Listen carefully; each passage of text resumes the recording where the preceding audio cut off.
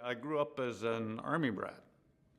Uh, reading, I loved to read, so I had all these books on World War II, World War I, Civil War, every war.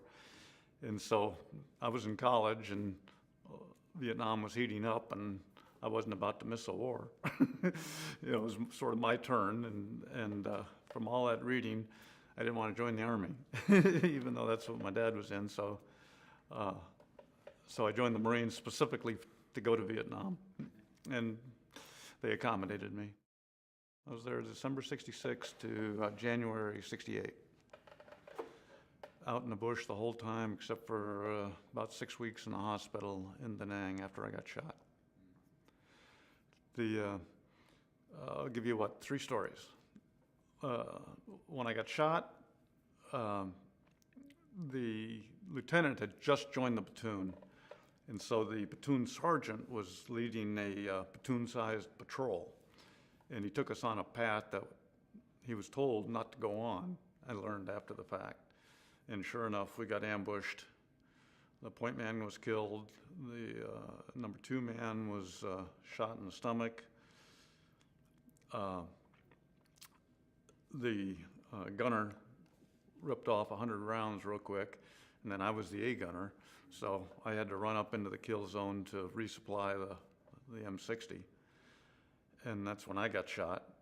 And then a corpsman came up right after I got shot, patched me up, was trying to reach the number 2 guy, who was actually the weapons squad leader, and he got killed in the process.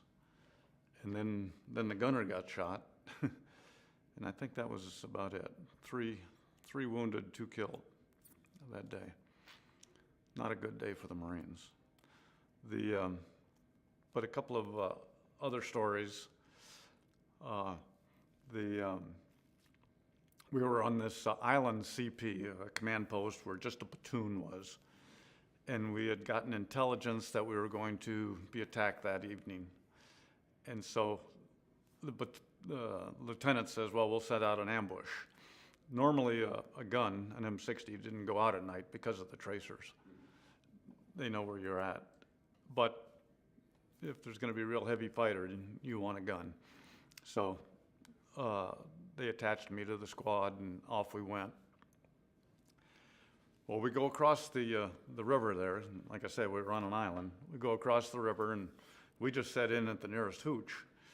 And we'll be here for the night. We're not going to go down. That'd be too dangerous.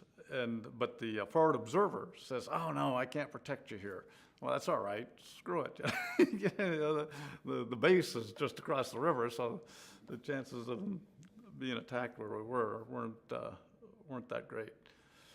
Anyway, big argument ensues. He eventually talks us into going to where we were supposed to go.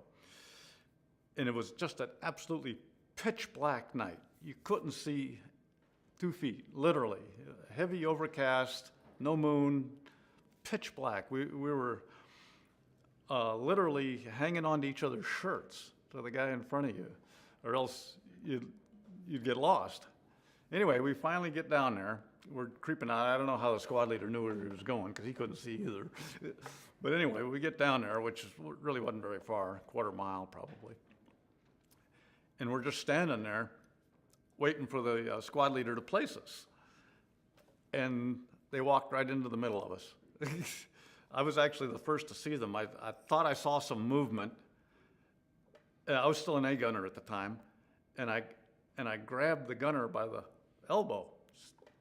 And I said, I was going to say, "Do you see anything?" And before I finished, he had dropped the gun and opened up. Saved my life. Sort of saved a bunch of our lives. But all hell broke loose. And then we went back to the none of us got hit. We did get a couple of kills. We recovered some weapons, and there was bodies out there, which were, of course, gone the next morning. But we went back to the hooch and set in for the rest of the night, and no more argument from the forward observer. The other story I like to tell, well, I hardly ever tell, actually, was the time I got lost.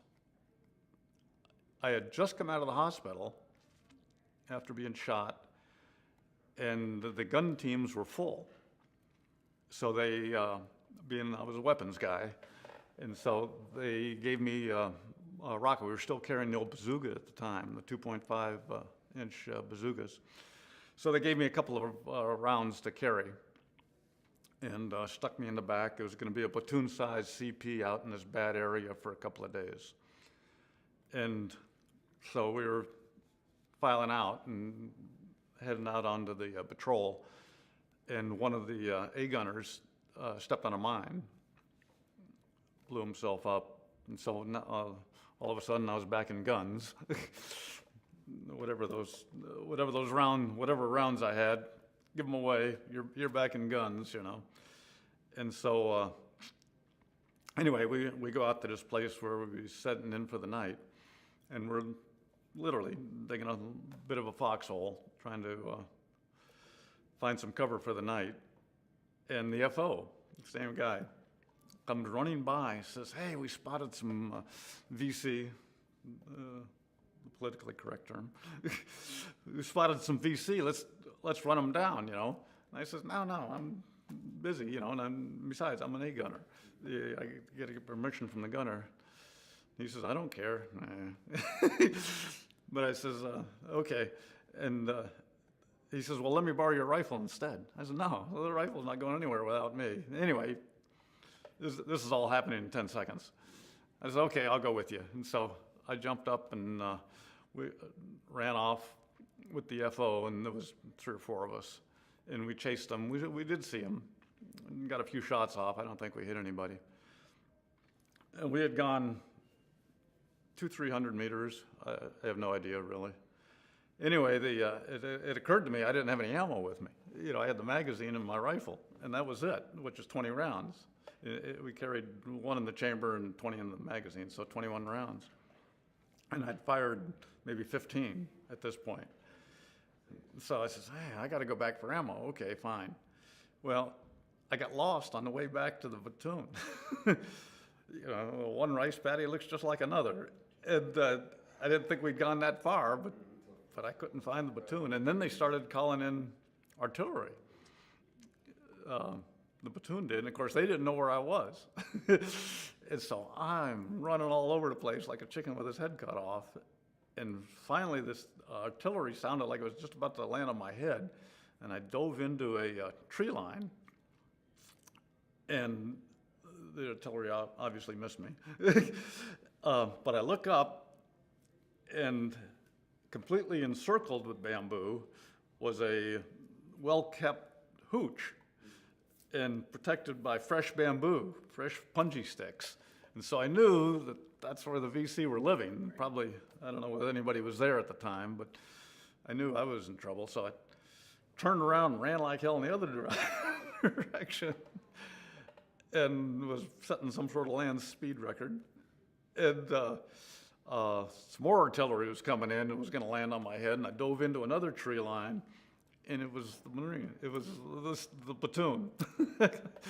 And that's the day I started smoking. I got back to my hole and asked the gunner for a cigarette, and he says, "You don't smoke." "I do now." And like I say, I got a lot of other stories besides that, but those were two stories that really got my attention. And then I was there for the rest of the year. And as a gunner, you got involved in all sorts of stuff. But obviously I survived, and a lot of guys didn't, so better off than most, or a lot anyway. And so it was an adventure. It was an adventure. I ended up in the Navy afterwards, and the Navy was a good time, but the Marines was an adventure.